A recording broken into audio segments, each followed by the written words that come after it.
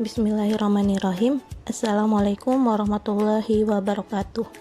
Halo anak-anak ibu, kembali lagi dengan ibu pada pembelajaran matematika hari ini. Oke anak-anak, kemarin kita sudah membahas tentang kesebangunan. Maka hari ini yang akan kita bahas adalah kekongruenan pada bidang datar.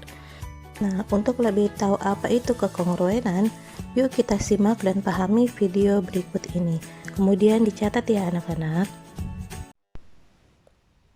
Bangun datar yang kongruen itu memiliki syarat sama ukurannya dan sama bangunnya, serta sama sudutnya. Coba kita lihat dari contoh ini. Jika ibu pindahkan, jika kita coba satukan, di sini kan sisinya sudah sama, sudutnya sama. Maka persegi panjang ini adalah persegi panjang yang kongruen. Nah, lihat ya. Ukurannya sama-sama, lebarnya 7, panjangnya 11. Begitu juga dengan contoh yang berikut ini. Ada dua trapesium.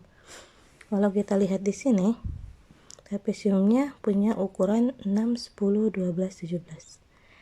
Dan sudutnya pun sudah ada. Nah, yang satu lagi juga sama. Kalau kita perhatikan, sudutnya sudah sama besar dan sisinya juga sudah sama panjang. Ketika ditempelkan seperti ini, maka dia akan pas satu trapesium. Maka ini yang disamakan dengan trapesium yang saling kongruen. Nah, jadi kalau ada bentuk yang seperti ini, maka sudah pasti dia kongruen. Nah, ini kalau kita samakan bentuknya, jadi udah lurus dua-duanya. Nah, kita perhatikan dari sudut yang bersesuaian, A dengan P, B dengan Q, D dengan C, dan juga S dengan R. Ini penting ya untuk kalian kuasai. Nah, sudut-sudut yang bersesuaian ini harus bisa kalian pasangkan. Begitu juga dengan sisi-sisi yang bersesuaian. AB akan sama dengan PQ, BC sama dengan QR, CD dengan RS, dan DA dengan SP. Maka dapat kita katakan bahwa trapesium ABCD kongruen dengan PQRS. Paham sampai sini ya? Jadi jangan bingung lagi kenapa ABCD ini kongruen dengan PQRS. Cukup kita lihat aja dari sudutnya, dari panjang sisinya, dan juga dari bentuknya jelas sudah sama persis. Nah, coba kita latihan ya, satu contoh. Bila kedua bangun berikut kongruen, tentukanlah satu katanya sudut A. Di sini ada dua trapesium ABCD dan PQRS.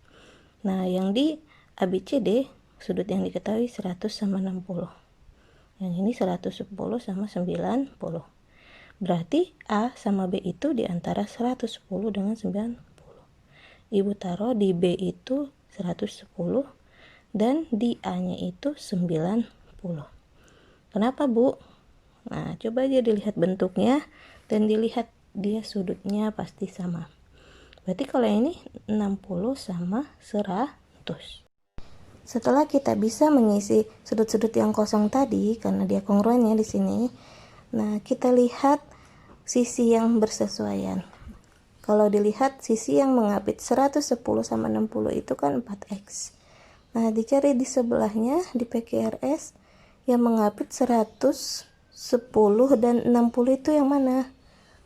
Berarti yang 18. Berarti 4x itu sama dengan 18 ya, yang bersesuaiannya.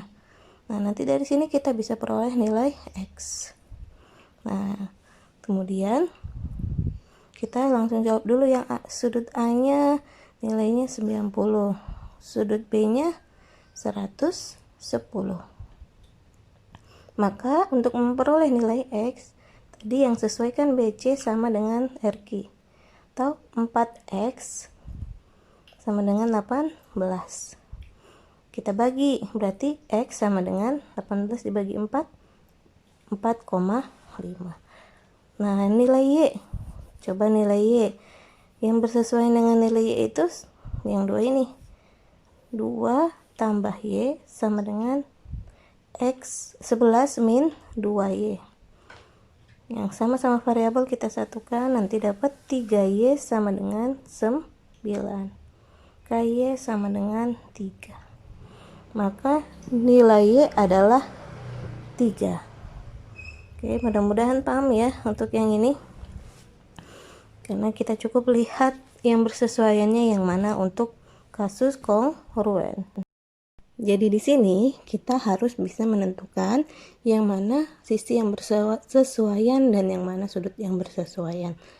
Oke, yang kelima yaitu ada panjang CD.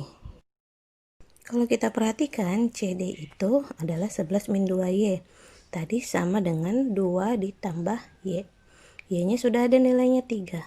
Maka yang ini kalau kita hitung 2 tambah 3 nilainya 5. Maka CD pun akan bernilai 5. Maka diperolehlah nilai CD tadi 5 cm. Itulah enaknya kalau dia kongruen. Pasti sisinya yang bersesuaian sama panjang. Nah, kita lanjut ke segitiga yang kongruen. Ya, kongruen itu semuanya sama dan sudutnya pun akan sama. Nah, di sini ada 4 kategori dari segitiga yang kongruen. Sebagian itu ada yang menyebutkan hanya 3 kategori. Oke, kita lihat di sini ada si-sisi, si-susi, su-sisu, dan su-susi. Si itu sisi, su itu sudut. Ya, sisi, sisi, sisi, sudut, sisi, sudut, sisi, sudut, sudut, sudut, sisi.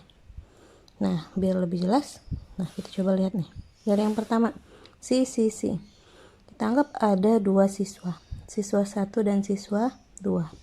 Di sini punya 3 kawat yang ukurannya berbeda-beda. Tapi ukuran kedua kawat siswa ini sama. Nah, ketika mereka disuruh membentuk segitiga, maka terbentuklah segitiga yang seperti ini. Oke, bentuknya berbeda. Ya, kelihatannya bentuknya berbeda, tapi ukurannya sama, namun sama-sama segitiga. Nah, kalau kita gabungkan, ternyata kedua segitiga ini kongruen. Artinya, saat sisinya semuanya sama, maka benda tersebut adalah, atau segitiga tersebut adalah segitiga yang kongruen. Jelas ya? Nah, ini adalah segitiga yang kongruen dengan kondisi si-sisi. Yang kedua, si-susi. Sama seperti tadi.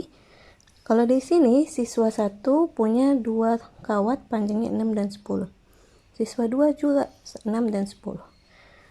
Kemudian kedua sudutnya itu katanya sudut yang diapitnya adalah 60 derajat. Nah, disuruh membentuk segitiga lagi, maka bentuknya akan seperti ini. Butuh 1 garis bantuan. Yang ini berwarna biru, yang siswa 1 berwarna biru, siswa 2 berwarna hijau. Kalau kita lihat dari keduanya, sudut 60-nya ada 1 sudut yang diapit dengan 2 sisi. Ya enggak? Nah, apakah ini kongruen? Coba kita satukan. Oh, ternyata sama. Jadi, saat dia ada 2 sisi yang mengapit 1 sudut, maka segitiga tersebut akan dikatakan segitiga yang kongruen. Nah, kita lanjut ke kategori yang ketiga. Su-sisu, sudut sisi sudut. Ada 2 sudut. Siswa 1 punya sudut 50 dan 60 dan panjang kawat 10. Siswa 2 juga sama. Seperti ini, mau dibentuk segitiga. Oke, ini pasti sama ya, karena sudutnya sudah sama. Hanya warnanya saja yang kita bedakan. Nah, apakah ini kongruen? Oke, ternyata kedua segitiga ini kongruen. Jadi saat ada 2 sudut yang mengapit 1 sisi, ya 2 sudut yang sama besar mengapit 1 sisi, maka segitiga tersebut kongruen. Yang terakhir, su-sisu, mirip seperti tadi. Su-susi maksud Ibu. Nah, di sini ada 2 sudut, 60 sama 40. Ini juga 60 sama 40. Sisinya 10 cm.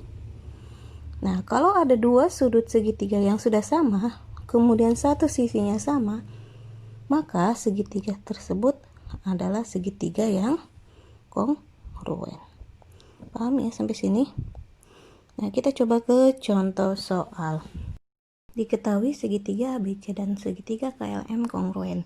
Jika sudut A65, B45, K45, dan L70, sisi yang sama panjang adalah, ini soal UN tahun 2017.